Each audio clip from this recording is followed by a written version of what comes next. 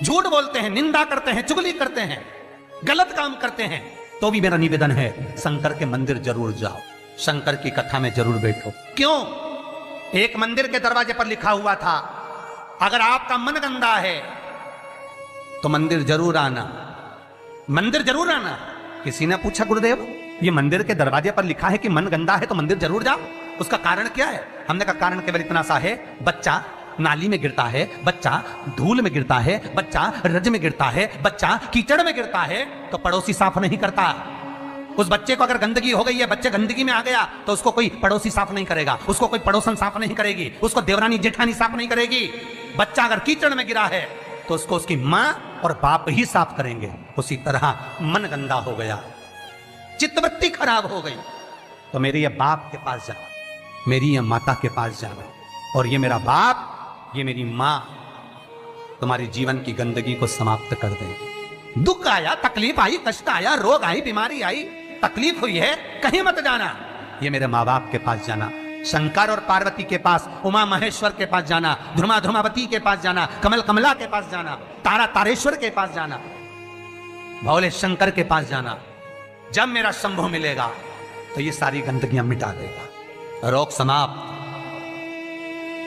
अकाल मृत्यु हो मरे जो काम करे चंडाल का, काल उसका क्या बिगाड़े जो भक्त हो महाकाल का। वो देगा, छप्पर फाड़ कर देगा। फिर निवेदन करूंगा, जितने कथा करवाए हैं, जितने कथा सुन रहे हैं और जितने पुण्य स्मरण दान स्मरण आदि कर रहे हैं, लिख कर रखो तारीख। इतना सुंदर है, एक चरित्र आता है लिंग पुराण के अंतर्गत। एक सेठ मर गया, बड़ा कंजूसड़ा था, बहुत कंजूस। कभी जिंदगी में ना दान करा, ना पुण्य करा, ना सत्कर्म करा, ना भजन करा, ना कीर्तन करा। मंदिर की जगह को भी अपना बना लिया, सारी जगहों को घेर कर अपना बनाया, बावड़ी तालाब कुएं का पानी अपनी जमीन पर ले जाता। बहुत लालची था, बहुत लोभी, बहुत लोभी।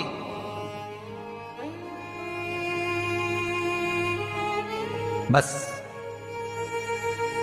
उसने अपनी पत्नी से एक बात कही थी कि मैं मरूं तो इतना सा करना, एक इतना सा काम करना कि किसी शंकर के मंदिर के बाहर कचरा पड़ा हो, धूल पड़ी हो, मट्टी पड़ी हो, उसको लाकर मेरे शरीर पर डाल दे, बस, और कुछ मत। पत्नी हमेशा पति से कहती थी, तुम कभी दान पुण्य नहीं करे, इस गांव में तुमने कोई अच्छा काम नहीं करा, तुम्हारे शरीर को उठाने वाला तक नहीं मिलेगा, बच्चे हैं नहीं, तुम्हारा अंतिम संस्कार कौन करेगा? पति कहता है, बस तुझसे जो कहा वो करना, और कोई दान नहीं, कोई पुण्य नहीं, कोई सत्कर्म नहीं, कुछ भी मत करना। ऐसा जोड़ जोड़ के मर गया। इतना सा कह गया, मरूं तो मंदिर के बाहर, शंकर के मंदिर के बाहर की मिट्टी, रज, कचरा शरीर पे डाल देना। कोई गांव के लोग नहीं आए महाराज, पत्नी गई, केवल मिट्टी लाकर शरीर पर डाल दी। लिंग पुराण कहती है, भगवान शंकर के गण स्वयं नीचे आए, गांव के लोगों का रूप रख लिया, उसका अर्थी तैयार करे, शिवधाम अर्थात शमशान लेकर गए। तो पत्नी पूछती है, तुम कौन हो? गांव के लोग तो आए नहीं, तुम हो कौन? भगवान, ये तुम्हारा सेठ है ना, गांव में दान नहीं करता था, बाहर दान करता था, हम बाहर से आए। अच्छा, मेरे पति को शमशान तक ले चलो। ले गए। कहते हैं शंकर के दरवाजे की मात्र रज, मात्र कचरा, मात्र भूमि की मिट्टी शरीर पर पड़ी थी। शंकर शमशान के दरवाजे पर खड़े होकर उसका वेलकम कर रहे थे, स्वागत, कि पूरी जिंदगी भले तूने नरक बाड़े में निकाली, पूरी जिंदगी भले लूटने में निकाल दी, पर अंतिम समय सुधार लिया। अंतिम समय को सुधारने का भी एक क्रम, हमारे शास्त्र कितनी सुंदर बात कहता है महाराज, कितनी सुंदर बात। 3 धनभागी हैं, 3 धनभागी हैं। पहले नंबर पर भीष्म पितामह, जो भगवान कृष्ण के दर्शन करे, जिन्होंने भगवान कृष्ण का बचपन से लेकर जवानी तक का दर्शन करा। दूसरे नंबर पर धनभागी हैं दशरथ जी महाराज, जिन्होंने राम जी के दर्शन करे, राम दशरथ जी के घर में जन्मे, कितने किस्मत वाले होंगे। और तीसरे नंबर के किस्मत वाले धनभागी हैं गिद्धराज जटायु, जिन्होंने प्राणों को त्यागा तो राम जी की गोद में त्यागा।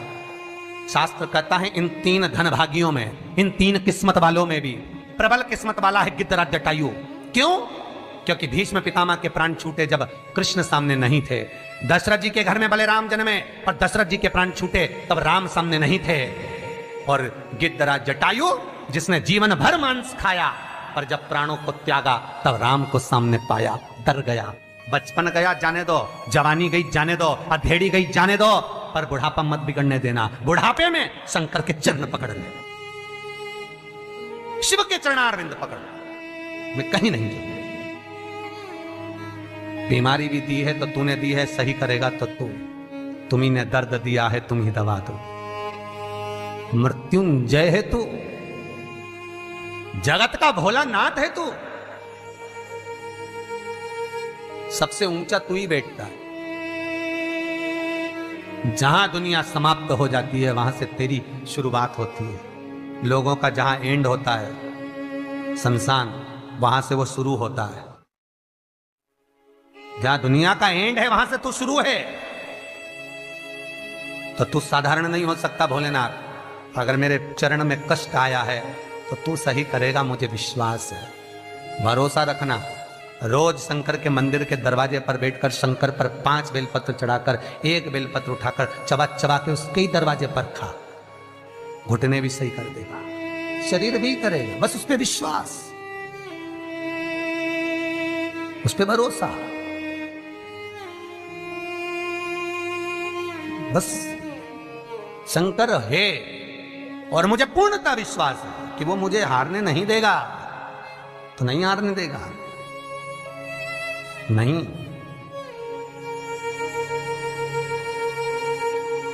वो जीतने का लक्ष्य तत्व शिव ही दे सकता है, दूसरा नहीं। शंकर के सिवा कोई नहीं हो सकता महाराज।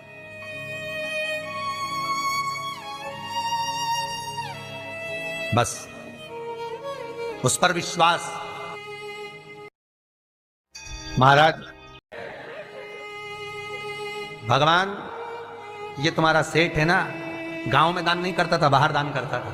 हम बाहर से आए। अच्छा, मेरे पति को शमशान तक ले चलो। ले गए। कहते हैं शंकर के दरवाजे की मात्र रज, मात्र कचरा, मात्र भूमि की मिट्टी शरीर पर पड़ी थी। शंकर शमशान के दरवाजे पर खड़े होकर उसका वेलकम कर रहे थे, स्वागत, कि पूरी जिंदगी भले तूने नरक बाड़े में निकाली, पूरी जिंदगी भले लूटने में निकाल दी, पर अंतिम समय सुधार लिया।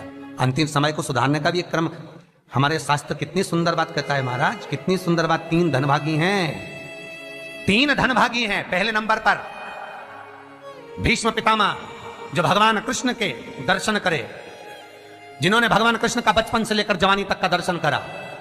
दूसरे नंबर पर धनभागी हैं दशरथ जी महाराज, जिन्होंने राम जी के दर्शन करे, राम दशरथ जी के घर में जन्मे। कितने किस्मत वाले होंगे।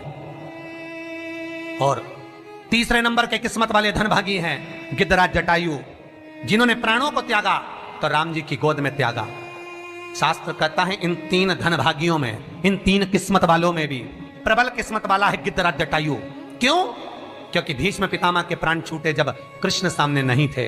दशरथ जी के घर में भले राम जन्मे, पर दशरथ जी के प्राण छूटे तब राम सामने नहीं थे। और गिद्धराज जटायु जिसने जीवन भर मांस खाया, पर जब प्राणों को त्यागा तब राम को सामने पाया, डर गया। बचपन गया जाने दो, जवानी गई जाने दो, अधेड़ी गई जाने दो, पर बुढ़ापा मत बिगड़ने देना। बुढ़ापे में शंकर के चरण पकड़ ले, शिव के चरणारविंद पकड़, मैं कहीं नहीं जाऊंगा। बीमारी भी दी है तो तूने दी है, सही करेगा तो तुम्ही ने दर्द दिया है, तुम ही दवा दो। मृत्युंजय है तू, जगत का भोलानाथ है तू, सबसे ऊंचा तू ही बैठता है। जहां दुनिया समाप्त हो जाती है वहां से तेरी शुरुआत होती है। लोगों का जहां एंड होता है शमशान, वहां से वो शुरू होता है। जहां दुनिया का एंड है वहां से तू शुरू है।